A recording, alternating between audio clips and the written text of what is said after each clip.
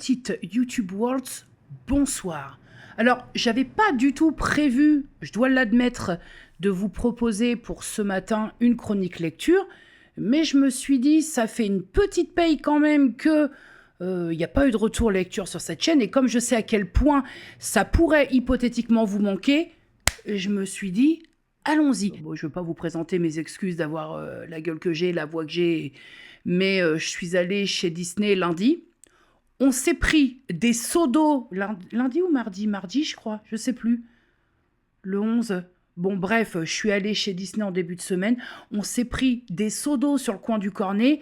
Et donc, fatalement, entre le rhume et le mal, une activité gorgeale totalement défaillante, je vais faire ce que je peux.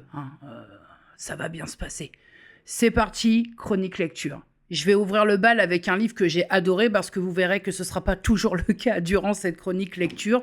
J'ouvre le bal avec Shalini Boland, Les vampires de Marchwood, avec ce tome 1 qui est Hidden et qui est paru aux éditions Corrigan. Nous, de notre côté, on va faire connaissance avec Madison Green, qui est une jeune femme de 17 ans. Et pour être tout à fait honnête, et c'est le moins qu'on puisse dire, la vie n'épargne pas cette jeune femme ainsi que son petit frère Ben, puisque elle et son frère sont ballottés de famille d'accueil en famille d'accueil. Et pour aller un petit peu plus loin de ce côté-là, les familles d'accueil sont souvent plus intéressées par les compensations financières liées à leur activité qu'aux enfants accueillis. Et étant donné que ça se passe pas très bien avec sa famille d'accueil, plus particulièrement avec le mari de cette famille d'accueil dans le couple, c'est vrai que c'est une gamine qui se pose 1 milliard de questions, qui voit la suite des événements de façon assez sombre, jusqu'au jour où il me semble de souvenir que Madison est punie parce qu'il s'est passé quelque chose et elle part donc travailler pour sa punition avec sa mère, comment on appelle ça, sa mère de famille d'accueil, sa mère nourricière. Elle part donc travailler. Et c'est sur ce lieu de travail que Madison va être abordée par un homme assez guindé qui vient lui annoncer qu'elle est l'héritière d'une part d'une somptueuse demeure, et en plus d'un confort financier, quelque chose qui lui assure d'être pépouse toute sa vie. Forcément, tout aurait pu être très simple, c'est-à-dire elle accepte cet héritage, une baraque du feu de Dieu, plus de la thune à ne plus savoir quoi en faire. Sur le papier, ça aurait pu être simple, sauf que on veut un minimum de biscuits à l'intrigue et que cet héritage est soumis à des conditions. La contrepartie pour que Madison et son frère puissent bénéficier complètement, avoir cet héritage dans son intégralité, c'est de ne pas quitter leur nouveau logis pendant 10 ans. Forcément, Maddy, elle a 17 ans, elle a une situation de merde et c'est peu de le dire. Vous vous doutez qu'elle accepte cette contrepartie et qu'elle intègre donc les lieux. C'est vraiment le début d'une nouvelle vie pour son frère, pour elle et son frère. Et puis, dans une seconde temporalité, on est donc projeté fin 1800, nous faisons la connaissance d'Alexandre Chevalier, de sa famille, des amis. Alexandre a fauté parce qu'à l'époque, il y a quand même une étiquette à tenir en donnant un baiser sur la joue à une jeune femme. Et donc, pour le punir, il est contraint de suivre famille et amis en Turquie pour des fouilles archéologiques. Donc, ça va très vite. On va très vite entrer dans le vif du sujet dans la mesure où les Turcs vont poser des questions et vont mettre en garde la famille d'Alexandre Chevalier et les amis au demeurant en disant le lieu où vous allez faire les fouilles, il y a une malédiction, il est maudit, il serait habité par des démons assoiffés de sang, donc prudence, en leur faisant bien comprendre qu'il serait préférable de quitter les lieux et de ne rien toucher. Et donc, Alexandre Chevalier, famille et amis ne vont absolument pas écouter ce que les locaux leur disent. Grosse mise en garde. Bon, moi, je sais pas, mais des locaux, même si c'est des légendes, me disent attention. Je suis pas sûre que j'irai au bout de la démarche, je vous le cache pas. Pourtant, je suis très terre à terre, mais là, c'est pas comme si on leur répète sans cesse. Méfiance, ça va mal se terminer, les gars. Ce qui devait arriver arriva. Ils procèdent quand même à leur fouille et c'est un carnage. Et puis, nous retournons un petit peu du côté de chez Maddy, de sa nouvelle demeure, le fait que elles partent à la découverte de cette maison qui est somptueuse, hein. Vraiment, dans les descriptions, on est sur une très belle maison de type manoir. Et donc, elle part un petit peu en découverte et va aller à la cave. Alors, bon, la cave lugubre à souhait.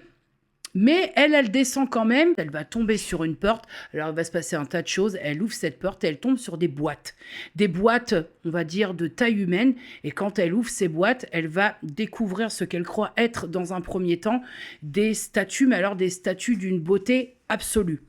Jusqu'au moment où tu le vois venir, l'une de ces dites statues prend vie. Alors je ne sais pas si le terme est adapté, mais en tout cas, la statue prend vie. Après plusieurs événements, Maddie doit quand même se rendre à l'évidence qu'elle a des vampires qui vivent au sous-sol de sa maison. Enfin, qui vivent, le terme n'est pas tout à fait exact, mais va pas tarder à l'être. Alors toi, va t'en vivre après, même si la baraque est somptueuse, va t'en vivre en sachant qu'au sous-sol de ta somptueuse baraque, il y a une petite tribu de vampires qui peut-être hypothétiquement veut ta peau. C'est quand même pas évident, même si t'as tout le confort, même si t'as l'oseille. Ce qui est intéressant, c'est de se dire, et c'est là où je vais m'arrêter, parce que si je m'écoute, je vous spoil le bouquin, mais que va faire Maddie? Qu'est-ce qui va se passer? On a le profil des personnages, que ce soit les personnages de type vampire ou les personnages de type humain, que je trouve très savamment travaillés, comme je vous le disais, des profils vampires, donc déconstruits et qui font un peu de bien, qui amènent un grand coup de modernité, un grand coup de frais au roman, et je trouve que la plume de Shalini Boland que je découvre, je la trouve tout aussi captivante que son roman. Donc, ça tombe très bien. Pour moi, je lui mets une note. Oui, j'ai décrété, salut Ruby, j'ai décrété de mettre des notes à mes lectures. Pour moi, je lui mets une note de 8 sur 10 à partir du moment où j'ai été captivée, que j'ai passé un très bon moment et qu'il me tarde d'avoir le tome 2, qui je crois, je me corrigerai, je mettrai un petit encart si jamais je me trompe, mais je crois avoir vu sa sortie au 20 mars, me tarde, hein, parce que lui va me faire grand bien à ma lecture du moment. 8 sur 10 pour moi. Est-ce que, en conclusion, oui, parce que j'ai beau mettre une note, mais on va pas changer une habitude.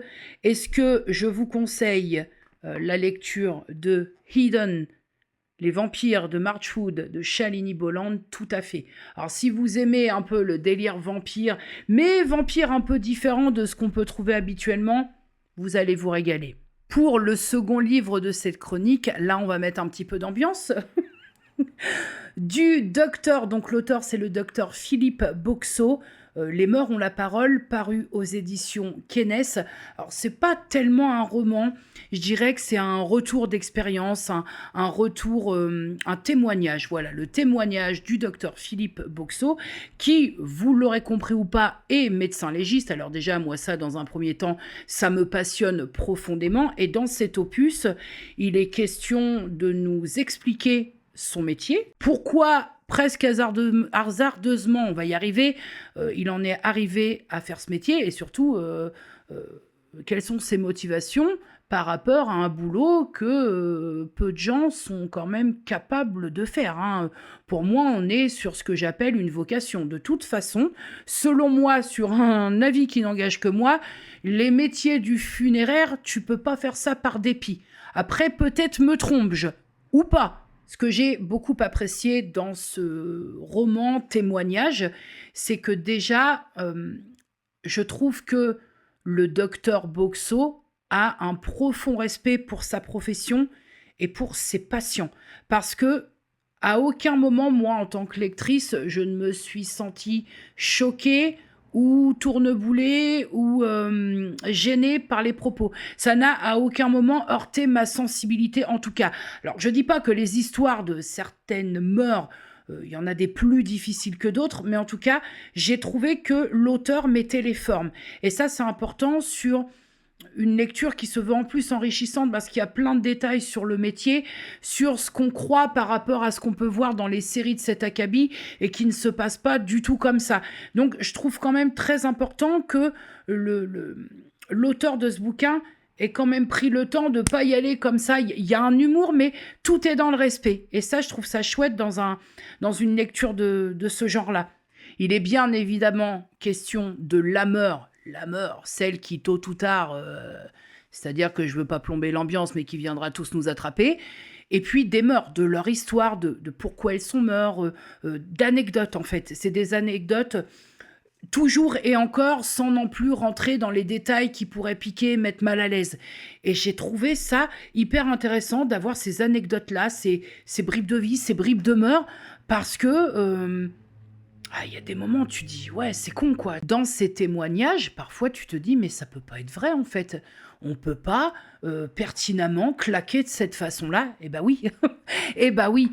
J'ai adoré ce bouquin parce que pour une personne comme moi qui, par exemple, alors on peut toujours rêver, hein, mais pour une personne comme moi qui a un peu cette phobie, cette peur de la mort, je me dis que plus j'en sais, et peut-être que moins j'en flipperai, ce qui est complètement utopique. Et puis, on va pas se mentir, hein, j'ai une certaine admiration. Je trouve ça intriguant, à la fois hyper courageux, d'exercer dans ce corps de métier tout ce qui est funéraire et qui a un lien avec la mort. Je trouve ça hyper courageux parce qu'on va pas se mentir, comme je te disais au début, c'est un corps de métier, ce sont des boulots qui en rebutent plus d'un. Heureusement, vraiment heureusement que des personnes sont aptes, ont les aptitudes pour exercer ce genre de boulot, parce que finalement, comment ferait-on? Non, mais vous vous êtes déjà posé la question? S'il y avait, si personne n'était capable de faire tout ce qui est police scientifique, alors là, bon, mais thanatopracteur, médecin légiste, et tout, je n'ai pas tous les métiers possibles, conseiller funéraire, tout ça. On a beau parfois leur taper sur la gueule, mais si personne n'était capable de faire ça, comment ferait-on? Bon, ce serait ce serait un petit peu l'anarchie, tu vois, si tout le monde faisait un peu ce qu'il voulait. S'il n'y avait pas... je sais pas comment m'exprimer sur le sujet, mais je pense que vous avez compris. J'ai rien de plus à dire sur ce bouquin, parce qu'on est quand même sur un homme qui décrit son métier. Comme il aime ce qu'il fait, il décrit ça avec le cœur, avec tact, et avec un profond respect que vraiment, je répète, j'ai beaucoup apprécié. Donc, pour ma part, est-ce que je vous conseille Les Mœurs ont la parole du docteur Philippe Boxeau? Ben oui, alors après, si vous avez vraiment une très grande sensibilité à tout ce qui a un lien avec la mort, évidemment, je suis pas sûre que ce bouquin puisse vous convenir, mais j'ai trouvé, moi qui suis pourtant très sensible par rapport à tout ça, j'ai trouvé ce bouquin très intéressant, très enrichissant, étonnamment. Alors, vous vous doutez bien que là, on parle quand même d'un médecin qui parle de son métier, et que loin de moi l'idée de mettre une note sur un témoignage comme ça. Là, ce serait très déplacé. Donc, est-ce que je vous conseille, si vous n'êtes pas, si ce sujet-là ne vous provoque pas un mal-être profond, vous pouvez y aller. J'ai vraiment passé aussi un bon moment, si on peut appeler ça comme ça. Ah, pour le livre suivant, ça va aller très vite, puisque c'est un livre dont nous avons déjà débattu avec Gwen et Elodie. C'est une lecture commune que vous pourrez retrouver sur la chaîne d'Elodie, donc Elodie Moitou, qui est Atteindre l'aube de Digli, paru aux éditions La Ville brûle.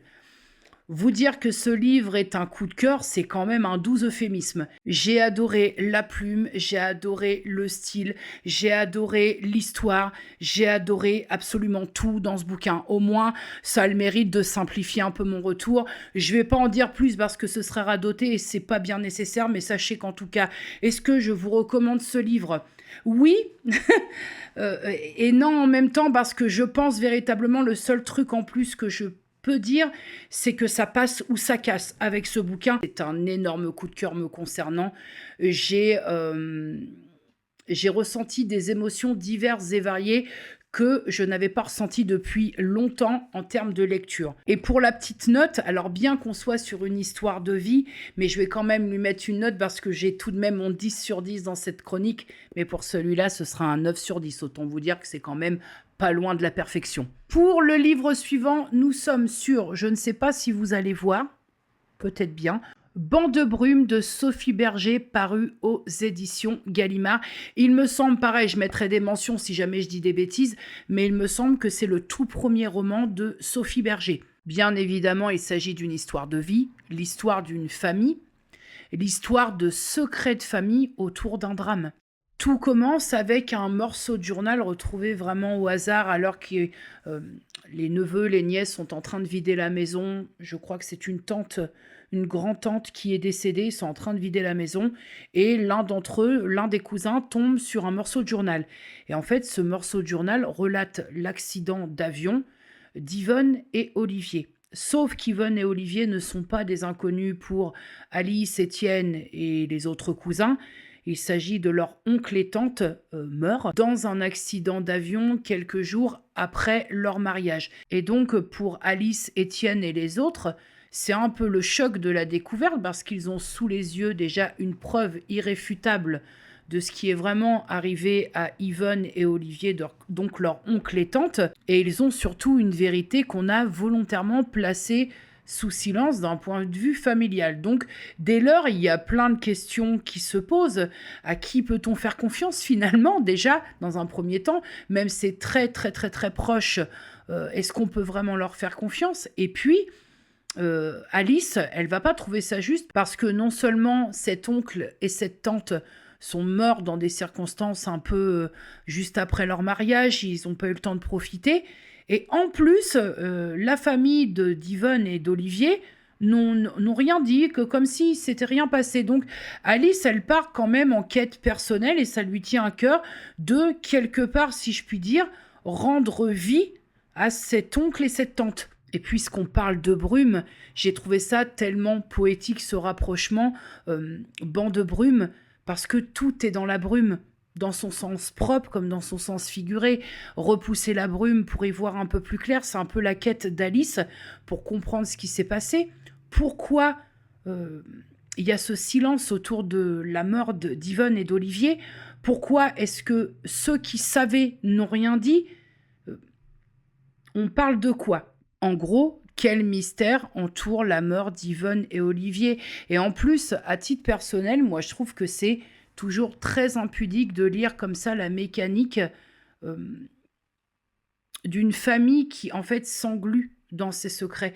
Parce que là, c'est vraiment cette sensation que plus ça va et plus le secret, plus Alice va dénouer certaines choses et plus elle se dit mais pourquoi ça prend des proportions? Pourquoi ça a pris des proportions comme ça? Et puis en même temps, le fait de placer tout ça sous silence, est-ce que pour Yvonne et Olivier, c'est pas quelque part une seconde meurtre? Déjà, bon, ces deux personnes-là sont mortes dans des circonstances absolument tragiques, mais en plus, tout le monde ferme bien sa gueule. Donc, c'est quand même... Puis il y a un rapport, alors il y a un rapport autre aussi. On va évidemment, dans cette histoire de vie, aborder le deuil d'une autre façon, parce que quand tu dois faire le deuil de personnes qui sont mortes depuis des décennies, le deuil est encore un peu particulier. Il y a le choc que tu te prends, il y a le fait de ne pas savoir, le fait de comprendre et d'apprendre que, justement, certaines personnes très proches savaient et n'ont rien dit. Donc, il y a aussi, de ce côté-là, tout un autre process en termes de deuil qui est très différent d'un deuil classique. Et c'est en ça où, pour moi, c'est tout à fait fascinant de plonger avec Alice et son frère, parce qu'ils vont aller au cœur du truc. Ils veulent des réponses, ils vont se battre presque pour, j'irais, réhabiliter cet oncle et cette tante oubliés. Et moi, ça m'a complètement fasciné de partir comme ça avec eux dans, j'ai presque envie de dire, cette urgence. Pour ma part, j'ai adoré ce bouquin parce que je l'ai trouvé, en tout cas en termes de lecture, en termes de confort de lecture, je l'ai trouvé très accessible et très simple à lire. Donc c'est un peu comme une promenade. Je dis pas qu'en termes d'émotion, c'est facile parce je vous dis, on est quand même propulsé au sein d'une famille où il y a de gros non-dits, où il y a des secrets très très lourds et donc à certains moments où on doute sur les personnes même les plus proches de soi. Donc émotionnellement, c'est pas si simple.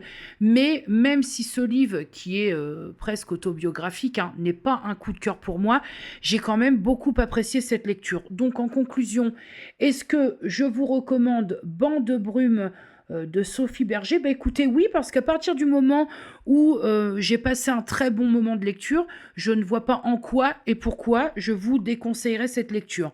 Ma note pour ce livre est à 7 sur 10, ce qui est, ma foi, plutôt correct. Pour le livre suivant, c'était évident que j'allais y aller.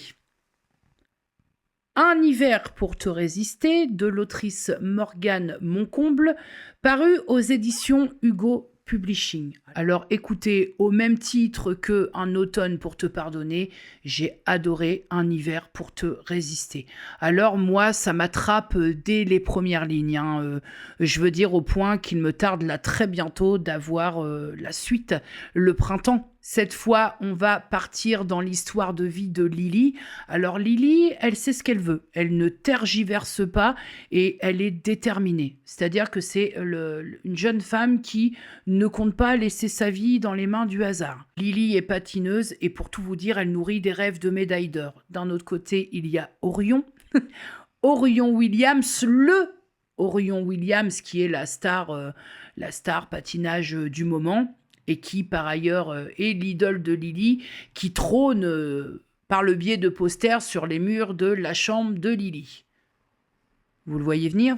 Eh bien oui, le destin, il va pas tarder à s'en mêler. Le partenaire de Lily Femme se blesse, donc elle voit ses rêves de médaille d'or s'envoler, cuit la médaille d'or, sauf qu'un autre partenaire va lui être proposé. Tu vois toujours le truc ou pas ? Orion Williams va donc être proposé à Lily pour patiner en couple avec elle. Alors forcément, c'est un grand bouleversement. Et donc Lily commence à s'imaginer, sauf que, bien entendu, sinon c'est pas drôle, tout ne va pas se passer comme Lily aurait pu imaginer le truc. C'est le vrai début des hostilités parce que Lily va devoir se battre par rapport à ses rêves, par rapport à son envie de médaille d'or, et Orion va devoir, lui, quand même apprendre à lâcher un petit peu prise.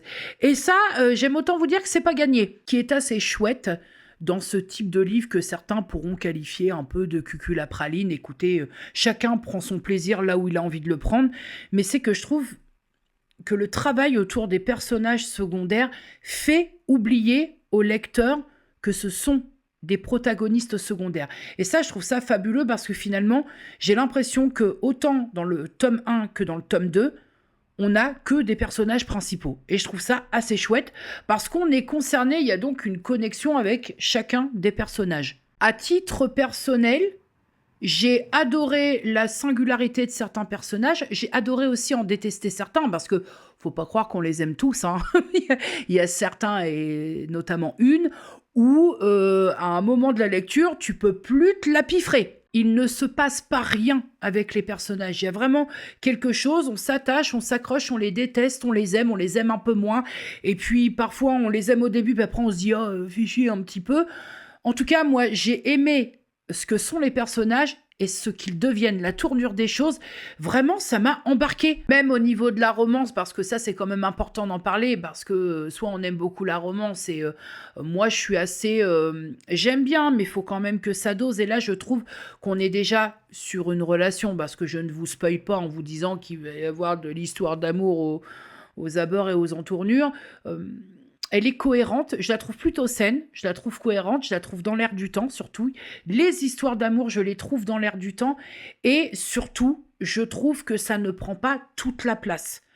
Ça permet d'aborder plein de sujets divers et variés et ça prend pas, voilà, la romance n'étouffe pas l'histoire de base. Je trouve en tout cas qu'il y a beaucoup de passion dans les amours de nos personnages. Et puis, l'autrice aborde des thématiques, et notamment en plus de l'orientation sexuelle de ses personnages, elle aborde aussi le handicap.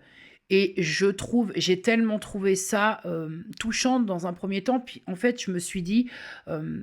puisqu'Orion va être touché par le handicap, j'en dis pas plus déjà que là je pense que j'en dis trop, et j'ai vraiment aimé la bienveillance de Lily envers son partenaire de patinage, et je me suis dit, au moment de ma lecture, je me suis dit, mais tu vois, cette bienveillance-là, elle devrait tellement pas être perçue comme de la bienveillance, mais une certaine normalité de réaction.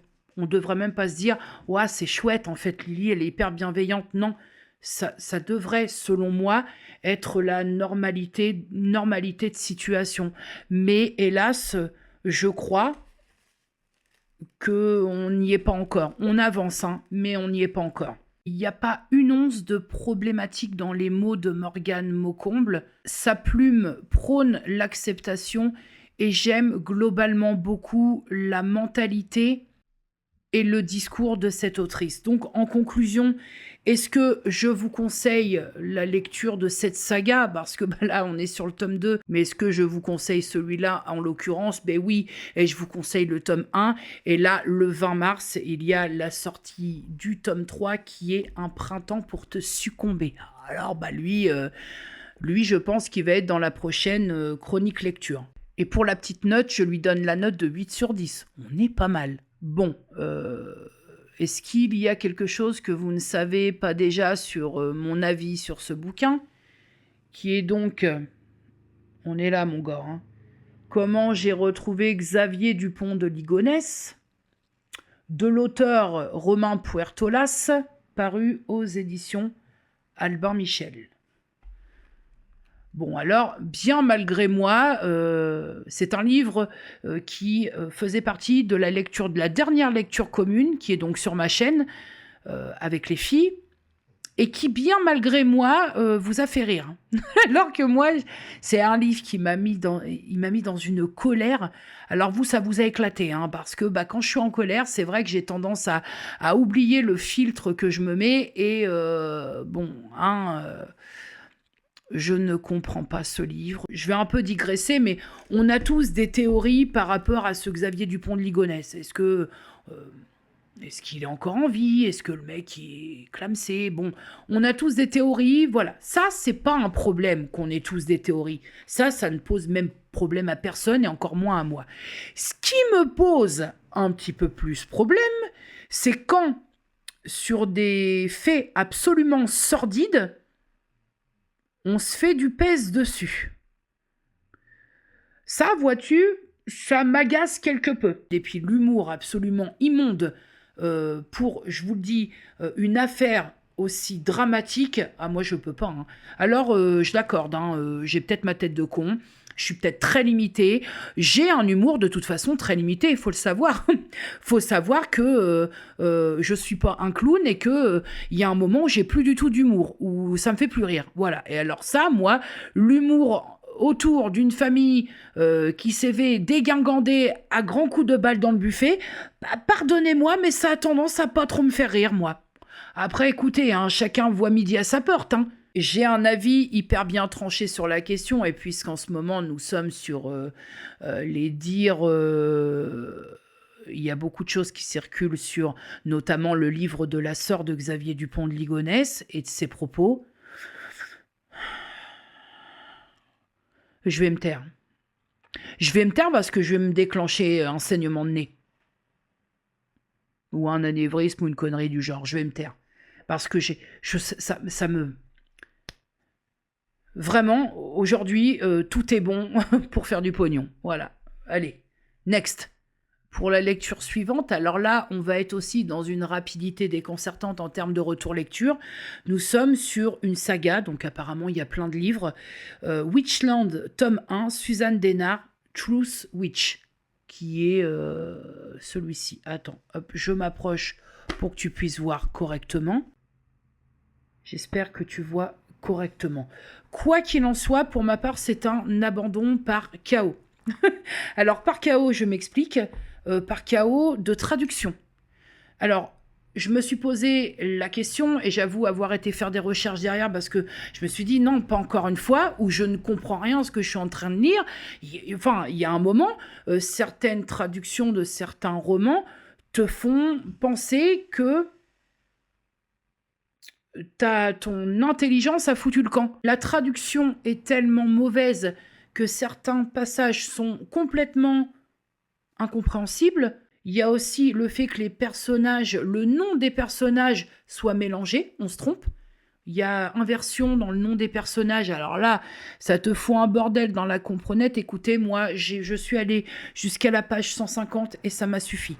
Je me suis dit, je comprends rien, j'y arrive pas. Et vous savez, j'ai décrété que maintenant, j'arrêtais d'être dans cette optique où je commence un livre, faut absolument le terminer. Non, si ça me pompe, j'arrête, parce que après, ça me provoque des pannes de lecture qui durent 2-3 mois et ça me gonfle. Donc pour moi, c'est un abandon. Pourquoi? Parce qu'il y a un vrai problème de traduction. Et après avoir fait des recherches, effectivement, je suis pas du tout la seule. Certains se sont accrochés, moi j'ai lâché la rampe. Bon alors là, mon petit cadet, le voilà mon 10 sur 10. Ce bijou. Oh, que dis-je, ce chef-d'œuvre, son odeur après la pluie de l'auteur Cédric Sapin de Four, paru aux éditions Stock, avec la fabuleuse préface de Jean-Paul Dubois. Bon, heureusement, j'ai eu un peu d'eau qui a coulé sous les ponts pour vous parler de ce bouquin, parce que c'est un livre qui m'a fait chialer les larmes de mon corps. Alors peut-être parce que j'ai toujours eu cet amour pour les animaux et pour les chiens. Et là, c'est ce dont il est question dans la mesure où c'est une ode à la vie et à l'amour que porte un homme pour son chien, Hubac. Et de ce fait, nous, en tant que lecteurs, on adopte presque en même temps que son humain, Hubac. Il entre dans nos vies et on est transporté. C'est un livre qui est rempli de poésie. C'est un amour, j'ai presque envie de dire réciproque et surtout sans nuance, d'un maître pour son chien et son contraire, en l'occurrence. Je suis profondément touchée par cette histoire parce que j'aime Luna, qui s'appelle d'ailleurs plus Boubou que Luna. Vous me demandez souvent, mais pourquoi Boubou ? En fait, je n'en ai aucune idée. C'est venu comme ça, Boubou, comme ça aurait pu être autre chose, mais c'est Boubou. J'aime Luna sans condition. Et je crois que Luna, même à sa façon, même si parfois elle me fait un petit peu les yeux en coin, l'air de me dire « mais t'as pas la lumière allumée à tous les étages, toi, c'est pas possible ». Mais elle ne m'a jamais déçue et moi j'essaie et j'espère que je fais de mon mieux pour ne jamais la décevoir et pour lui apporter tout le confort dont elle a besoin. Ce que je veux dire, c'est que c'est pas évident d'être à la hauteur d'un être qui vous aime quoi que vous fassiez. Ce livre a résonné profondément en moi parce que... Laissez-moi dans mon déni. Parce que Luna a 9 ans et que je ne peux pas, je n'arrive pas et je ne veux pas me projeter dans l'idée d'une fin. Je suis dans un déni pur et réconfortant. Et pourtant, voilà. Donc, j'avais dit que Donc ce livre a très fortement résonné en moi parce que j'ai fait le transfert. J'ai fait le transfert avec Luna. Moi, si vous voulez, jusqu'à ce livre, j'ignorais qu'on pouvait pleurer pendant une lecture sans s'en rendre compte. En fait, à un moment, je lisais et j'avais les larmes qui coulaient. Et je ne sais pas si je pleurais. Il y a eu de tout. Il y a eu l'émotion et la petite larmichette par rapport à la beauté, les mots choisis par l'auteur, par rapport à la tristesse, par rapport à comme je vous le disais, le transfert de certains mots et d'émotions qu'on peut ressentir pour son chien, moi par rapport à Luna. Mais jusqu'à ce livre-là, j'avais pas idée qu'on pouvait comme ça chialer sans discontinuer et sans même s'en rendre compte. Tu sens pas que ça monte et bim. Je trouve aussi que ce livre, il remet pas mal d'évidence en place parce que vous savez, il y a toujours... cette catégorie de personnes qui, quand vous perdez votre animal, vont limite se foutre de votre gueule. Ouais, c'est bon, c'est qu'un chien. Ouais, c'est bon, c'est qu'un chat. Et en fait, ce bouquin-là, il remet les choses à leur place. On a le droit et surtout, on n'a pas à avoir honte de pleurer son animal défunt parce que quelque part, enfin, pardonnez-moi, mais quand on perd son chien, son chat, un animal qui a partagé des années de vie avec vous, on perd un vrai pote et on perd surtout un être qui ne vous a jamais fait de mauvais coups, de coups dans le dos, d'une amitié finalement sans faille. Vous imaginez, vous perdez un être qui ne vous a jamais déçu. Est-ce qu'on se rend compte quand même? Et que dire de la plume de l'auteur? Alors, j'ai vraiment, j'ai bu chaque ligne, j'ai imprégné chaque phrase. C'est un voyage, en plus tu pars dans des contrées, c'est son odeur après la pluie, c'est assez drôle parce que déjà c'est un livre à l'issue de ce livre, tu pars pas sur un autre livre, tu te laisses le temps enfin moi je sais qu'il m'a fallu quand même quelques jours avant d'ouvrir un autre bouquin pour cogiter sur ce bouquin-là. Son odeur après la pluie, c'est un livre qui sent... et pas péjorativement, qui sent le chien, qui sent la pluie, qui sent la neige, qui sent l'herbe coupée. Il y a vraiment... C'est très étrange le ressenti après ce bouquin. Et je crois pas, franchement, je crois pas qu'il soit nécessaire d'avoir un amour pour les animaux pour apprécier ce bijou, ce bouquin. C'est un bijou, c'est un chef-d'œuvre. Écoutez, j'ai presque pas les mots. Je vais faire assez simple pour la conclusion de ce livre. Je crois, déjà, c'est un énorme coup de cœur qui, je pense, va être difficilement détrônable dans mon cœur. C'est un immense coup de cœur et je crois vraiment, j'essaie de réfléchir, mais je crois que c'est le plus beau livre qu'il m'ait été donné de lire.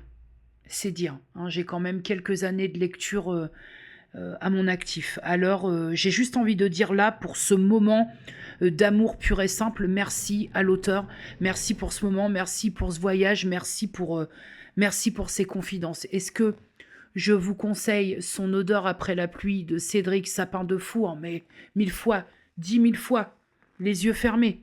Voilà ma petite YouTube World. Bah écoutez, j'espère que ce petit moment en ma compagnie vous aura été agréable. Alors je suis désolée pour les moultes coupures effectuées pendant le tournage, mais c'est ça où je me mouchais en votre présence. Ce qui n'est pas très agréable d'un point de vue auditif et visuel pour vous. Mais moi, j'ai passé un très bon moment parce que on aura beau dire, on aura beau faire, mais les chroniques lecture, ça reste mes moments de tournage préférés. Prenez soin de vous, prenez soin des gens que vous aimez, dites-leur que vous les aimez.